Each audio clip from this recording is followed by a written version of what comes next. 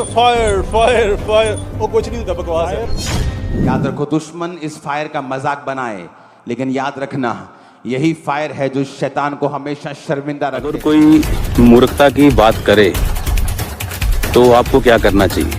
क्या हमें भी मूर्ख बन जाना चाहिए और गालियां निकालनी चाहिए?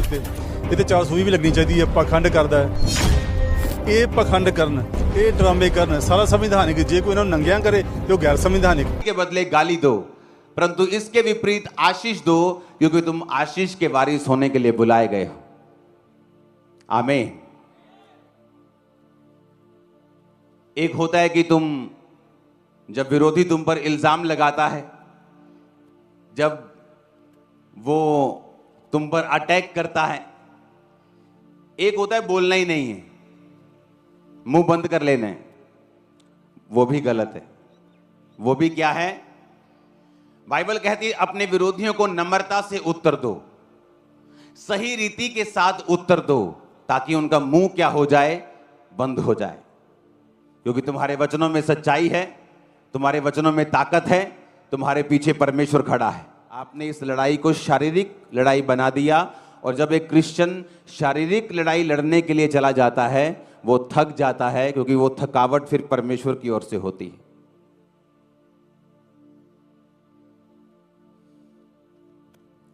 तो क्रिश्चियन चुप रहे? नहीं, वचन कहता है उचित रीति से उत्तर दो। बाइबल कहती है जब पौलुस लोगों को उत्तर देता था तो लोगों के मुंह बंद हो जाते थे। जब जीसस क्राइस्ट लोगों को उत्तर देते थे तो मुंह बंद हो जाते थे, बोलने के काबिल नहीं रहते थे वो लोग। हालेलुया। लेकिन ऐसी रील्स बनाना जो इंसल्टिव हो, चाहे आपके दुश्मन के लिए ही हो, बिब्लिकली वो रॉन्ग है। हालेलुया। यीशु मसीह ने कहा लूका 6 उसकी 27 से 30, परंतु मैं तुम सुनने वाले से कहता हूं, अपने शत्रुओं से प्रेम रखो, जो बैर करे उनका भला करो, जो श्राप दे उन्हें आशीष दो, जो अपमान करे उनके लिए प्रार्थना करो। उनका अपमान मत करो, क्या करो? उनके लिए प्रेयर करो। उचित रीति से उनको क्या करो? उत्तर दो। जब तुम उचित रीति से उत्तर दोगे, प्रभु तुम्हारे साथ रहेगा और तुम्हें दुनिया की ताकत कोई हरा नहीं पाएगा, क्योंकि परमेश्वर तुम्हारे संग होगा। अगर तुम वचन के संग चल रहे हो तो तुम प्रभु के संग चल रहे हो, क्योंकि वचन ही परमेश्वर है।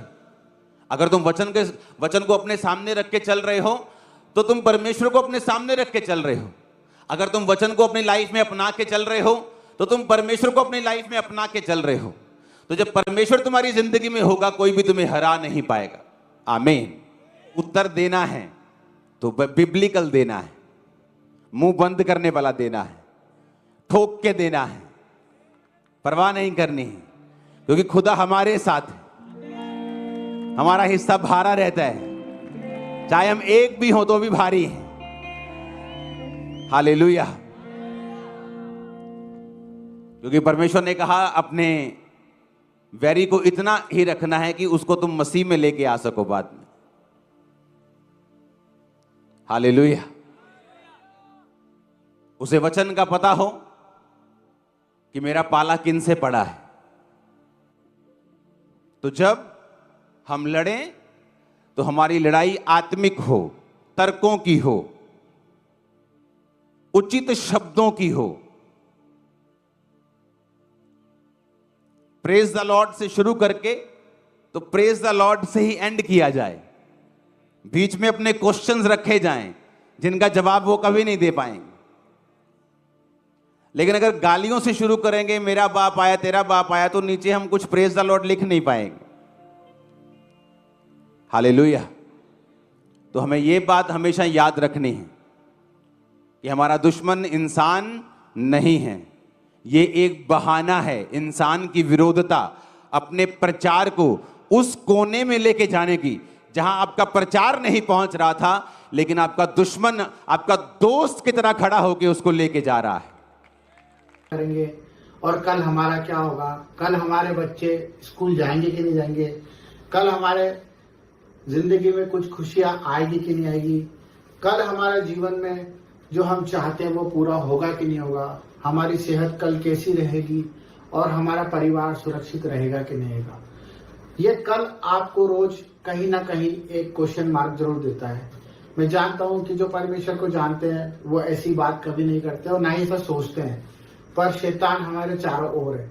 और ये विषय उन लोगों के लिए जो लोग परमेश्वर को अभी जानने लगे हैं और परमेश्वर के प्यार में खो गए हैं, परंतु उन्हें न्याय और उन्हें नियम को जानना बहुत जरूरी है।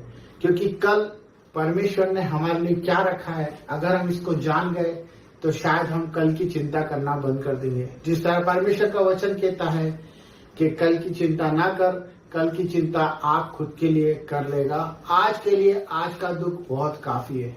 यही वचन परमेश्वर ने हमें इसलिए दिया है क्योंकि जो लोग भविष्य की चिंता करते हैं, जो अपनी खुद की सेल्फ चिंता करते हैं, जो अपने परिवार की चिंता करते हैं और कल के विषय में मनन लगा के अपनी पूरी जीविका खराब कर लेते हैं और ये नहीं सोच पाते कि हमें कल क्या करना है, उसी विषय में परमेश्वर हमें कहता है कि तू कल की चिंता मत कर, कल की चिंता आप खुद कर लेगा, आज के लिए आज का दुख ही काफी है।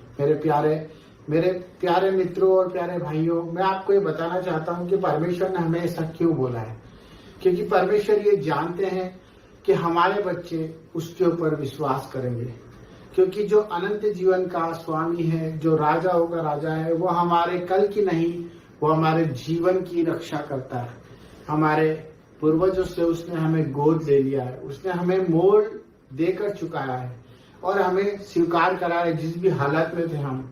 जब हम पहले ऐसे थे, जब हमारे भविष्य के बारे में हमें नहीं पता था, जब हम अपने बारे में सोच सोच कर गलत कदम उठा लिया करते थे और पाप में पड़ जाते थे और उस पाप का परिणाम भी बहुत बड़ा भोगते थे। पर हम क्यों नहीं जानते कि आज हम वही गलतियां, वही व्यवहार वापस करेंगे तो हम किस तरह से प्रभु के कहलाएंगे।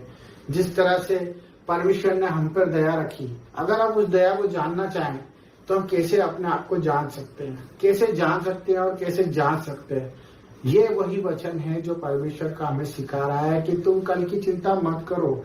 मैं जानता हूँ आज मेरा भाई कैंसर में है, मैं जानता हूँ कि आज मेरी बहन परेशान है, कर्जे में है, मैं जानता हूँ मेरे भाई उन अपने भाइयों से लड़ रहे हैं, अपनी चीजों के लिए, हक के लिए दौड़ रहे हैं, अपने काम काज की चिंताओं में, ऑफिस के टेंशनों में, अपने वर्क की टेंशन में बहुत कुछ अपना खो रहे हैं, अपना आनंद खो रहे हैं।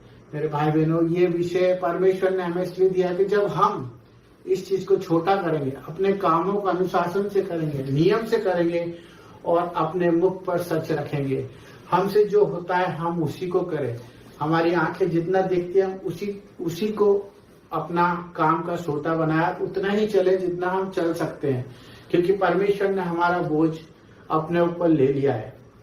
व्यर्थ चिंता ना करें, हमें चिंता करने की कोई जरूरत नहीं है। क्योंकि परमेश्वर ने क्रूस पर अपनी जान दी, अपने इकलौते पुत्र को हमारे लिए इसलिए दिया कि हम नाश ना हो और हम विजय के जुलूस में चले और परमेश्वर की महिमा को देखें।